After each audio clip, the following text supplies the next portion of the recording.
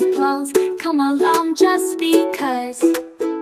Little kids with curious hearts and furry friends who play their parts. Adventures big and stories sweet, with tiny toes and little feet.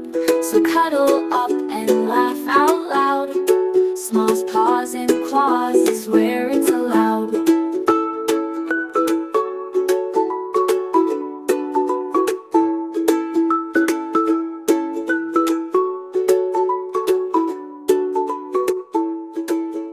Small's paws and claws is where it's allowed.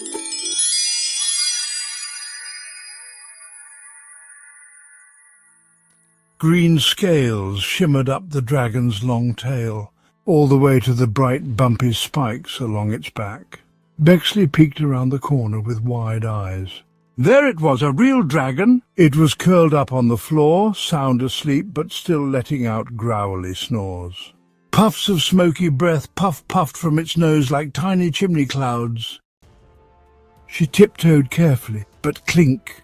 Her foot accidentally knocked an old rusty helmet that was sitting on the floor. The sound echoed through the room like a big dinner bell. The dragon's eyes flew open. Uh-oh! Its giant head snapped around and stared right at her. With a low snarl and rumbling growl, the dragon stood up, taller than tall, with wings that stretched like blankets across the room. Bexley's heart pounded, but she stood her ground. She was Bexley the Brave, after all. She gripped her sword and shield tight. The dragon roared, sending a blast of fire straight at her. But quick as a flash, Bexley threw up her shield and blocked it. Whoosh! When the flames stopped, she peeked out from behind her shield. But the dragon was already ready for round two. She ducked again. "I can't just hide forever," she whispered. "That fire could melt my shield, or worse." The dragon stomped closer. Bexley took a deep breath, then dashed forward with her sword held high. But just as she got near, the dragon spun and let out another fiery blast. She jumped back and covered herself again. She needed a new plan. The dragon started creeping around, sniffing the air and looking for her. Its tail swung, smash, and hit a tall pillar, sending big stones crashing down. Bexley ran out of the way just in time. The dragon spotted her again. He ran and jumped towards her. Bexley stood tall and brave. Then, whoosh! The dragon flapped its wings and soared up into the air. "Oh, so that's how it's going to be?" Bexley muttered, looking up. "Great, it flies."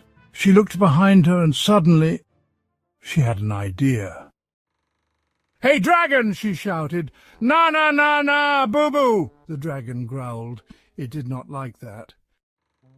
With a furious snort, it charged down at her. Bexley giggled, pretending to be scared, and said, "Oh, no! Don't come and get me!" Right when it got close enough to chomp, Bexley jumped. She swung her sword, but missed. Then, whoosh! The dragon flapped its wings and soared back up into the air. Bexley was determined. The dragon zoomed overhead, then circled back down with another roar. Bexley tried again, shouting, "I'm not scared of you any more, dragon!" She raised her sword once more, and this time, bonk! She tapped it right on the head. The dragon froze. Bexley stood tall. "And that's what you get." But then, sniffle, snuffle, the dragon was crying. "Oh no," Bexley whispered.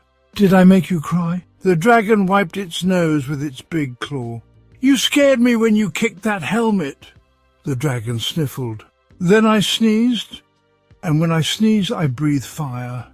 And then I panicked and knocked over that big pillar.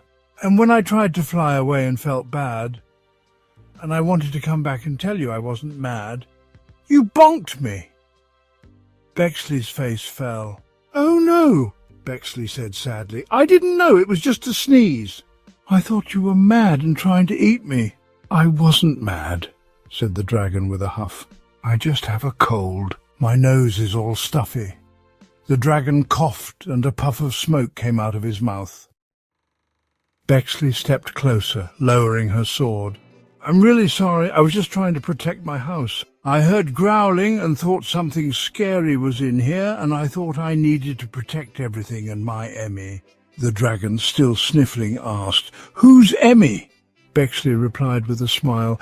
"She's my cat. She's very fluffy," Bexley described her, "and silly.